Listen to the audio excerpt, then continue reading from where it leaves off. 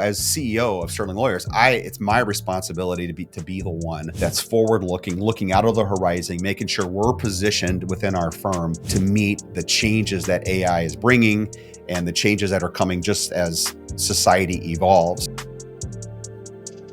Welcome back to the Sterling Family Law Show. I am one of your co-hosts, Tyler Dolph. I'm also the CEO of our marketing consultancy called Rocket Clicks that was born out of our very own law firm, Sterling Lawyers. Today, I have our co-host, Jeff Hughes, the co-founder of Sterling Lawyers, with us. And we're going to have a little just a riff session on the law changes that have happened in Arizona around alternative business structures, which essentially is having non-attorneys own law firms. There was some big news that just came out regarding an AI company that's building a law firm that got approval in Arizona to do this. Jeff, pretty interesting news. Yeah, so this is what really caught my eye, Tyler, and what I wanted to talk about was there's this new AI law firm, they're calling it, based in Arizona, and it's called Eudia. I think I'm saying that right. It's EUDIA, and they've come up with a pretty interesting take on combining AI with delivering legal services. And so I want to talk about that because I can see it potentially rippling downstream to us family lawyers and how it might impact us. So I want to just kind of talk over what it is, why I think it matters to us in family law. And I see a potential, and we're already kind of experimenting with this here at Sterling, but I see a potential how this could apply to family lawyers sooner rather than later. And then I've got some ideas on what to do about it, how to think about it, kind of how to approach AI as a whole, not just specifically with this Eudia situation, but as a whole. So that's the kind of stuff I think it'd be kind of fun for us to talk through. Let's do it. Just starting from the top, I think it's important that for our listeners who don't understand the law change in Arizona, why don't we start there and then we can dive into how it's adopting an AI. Yeah, okay. So Eudia bills itself as a legal tech company, and then they raised over $100 million. So that's pretty good enough, sure. War chest to get them going. And their proposition, I think, probably to their investors, what they're trying to pitch to their investors is they're going to build advanced AI tools for lawyer. And so they've launched their firm called Eudia Counsel LLC in Arizona, and it's, like you mentioned, it's under the Arizona Alternative Business Structure Program. For those of you who don't know, that's a program that only Arizona has that allows non-lawyers to co-own law firms. So basically, it's an attack on the ABA Model Rule 5.4, which prohibits non-lawyers from fee sharing. And so that's really what Arizona is trying to do. And so this has gotten a fair amount of press over the last week. So the idea is that they are creating a hybrid law firm where attorneys work hand in hand with AI systems. So think of it kind of like, and I'm not a Marvel comic guy, but like what's the guy, Iron Man? He puts on the suit and all of a sudden becomes all these special things he can do. And other than he's a normal, just super smart dude. That's kind of like the thinking here, right? I like that analogy. Take a normal, super smart lawyer and then, cover her in AI, and all of a sudden she's like Iron Woman or something like that. So that's kind of the thinking that they're doing. Now, they're not in family law, so let's make that clear. This is not a family law thing, but I could see it very quickly becoming a family law thing. Their focus, so what Eudia is focusing on, is where the real big money's at, and that's in the B2B space, business law. So they're building tools for contract review. M&A and mergers and acquisitions are huge. And the big part where a lot of the money spent in that space is in the due diligence part of it. So they want to build some tools that are designed to enhance that and make it go faster. Now, I know there's other startups that are out there that are not in Arizona that are doing that. I was approached by a private equity company guy based in Arkansas, and he wanted me to take a look at potential investment. And it was that whole thing around M&A due diligence and building AI tools to make that go faster. But there's another interesting thing I noticed in the multiple articles I read about Eudia is that they feel like they can build tools to build a company brain. So if they acquire a business as their client, over time, the more time that goes on, the more they get to know that particular enterprise, they can build the brain for that enterprise, at least from a legal perspective. So that's really kind of what they're hanging their hat on. And that's combining everything they can find about that company, all the data, putting it together and constantly training the algorithms or training the the AI tools to know that particular business better, that could then write better contracts for them, and just do better predictive analysis and so forth. So making sense so far? Yeah, pretty wild. I keep thinking like, okay, it's happening. This is how we're gonna all work with robots now. Yeah. So their goal obviously is to reduce or have a value prop. They can go out to businesses and say, okay, you're paying X dollars to your in-house counsel or your out-house counsel. Is that a word? Out-house counsel? Your third-party attorneys that you're working with, and we're gonna reduce that by a significant fraction with all of our tools. But you still get a lawyer involved, so you still have lawyers involved, but then they're enhanced by AI. So that's what's going on with Eudia. Now this is obviously my very well informed opinion, I might add, but my opinion on this, as it relates to family law and why I think it matters to us at Sterling and all of our colleagues that are out there in the family law areas, because this is another sneak peek.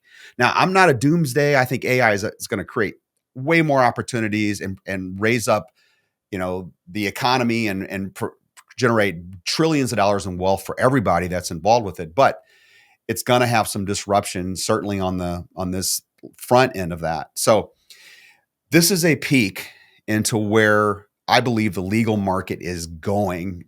Now, that is a direct attack on the billable hour, because I think over time people are going to say, why am I paying by the hour? Because I know AI is doing a lot of the work behind the scenes for this sort of stuff. So yeah, so I think it matters, because I think you're going to see clients over time demand more predictability around their fees and so forth. And so what they're doing at Eudia, as they're saying they're going to do, is embed AI right into the law firm itself and offer a model where technology is not just a tool, but it's a part of the service and expectation that the lawyers are going to be utilizing this. And so, Well, and you know, frankly, Jeff, they should, right? Like, I think that when it comes to the conversation of AI, there is sometimes some trepidation of like, oh, well, I'm the lawyer, I'm the brain, you're paying me. But in reality, like, as more people adopt and leverage these tools, that attorney may fall behind. yeah, well, yeah, without question. So, like in our world, I personally believe that family law as a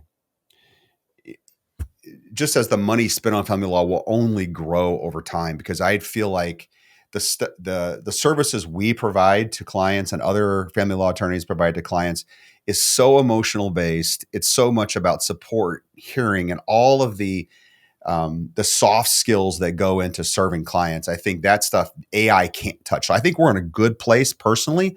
We're not in transactions, for example. We're not in due diligence, which is a lot more easily AI enhanced than what we do. But there is a percentage of what we do that's document prep. It's crafting MSAs, it's drafting contracts, it's doing, or not contracts, but drafting discovery and different things that we do. And AI is just going to make that go a lot quicker. So I think we can repurpose that time to offering better service to our client, reducing our fees, and provide something that's more predictable, and then serving more clients in the process. So, the obvious low hanging fruit for these things is document drafting, review.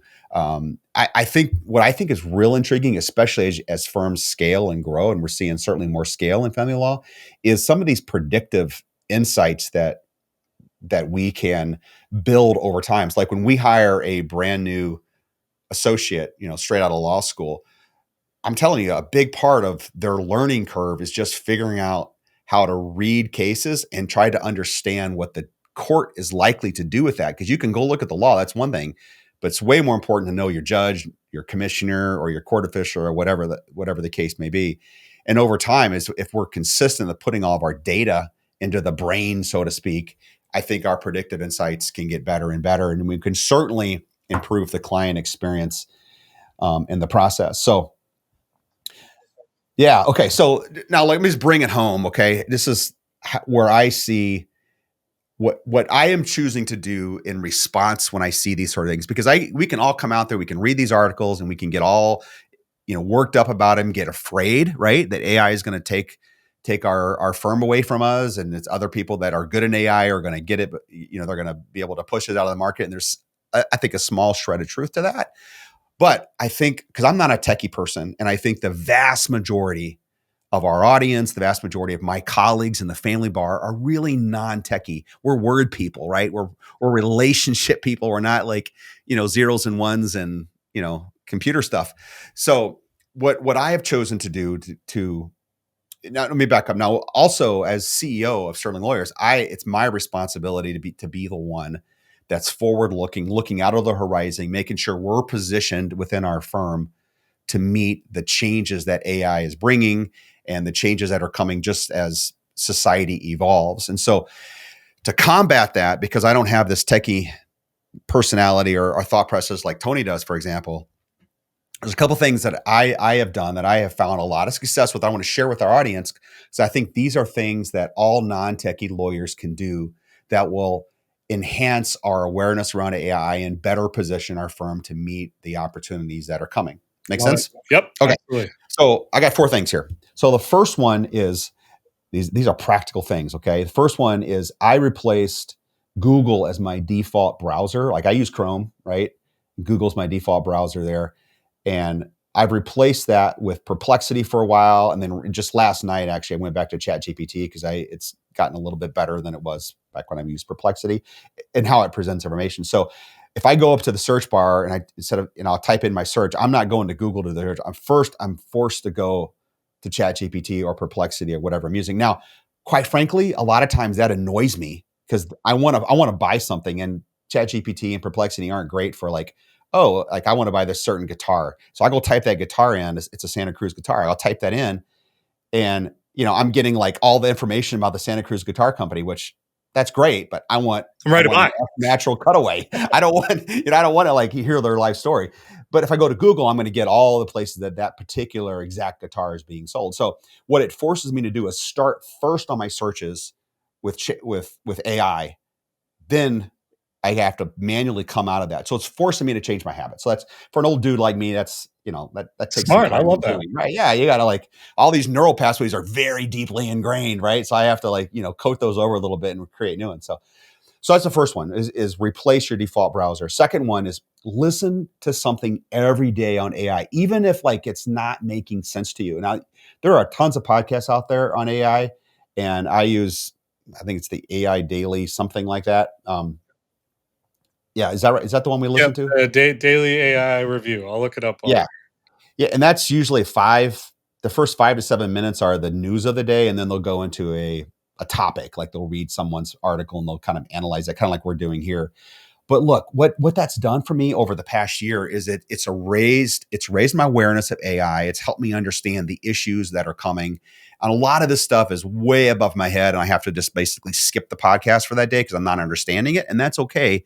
But it's forcing me to constantly have AI as a part of my thought process and conversation. Okay. just for our listeners, it is called the AI Daily Brief. Yes. Very, Yes. very good. That's the one. Yeah. Yeah. I think I pay like $5 a month for the non-commercial version, which I would suggest you do that because the commercials are super annoying. They break in all the time, and it's worth $5 a month to avoid all that.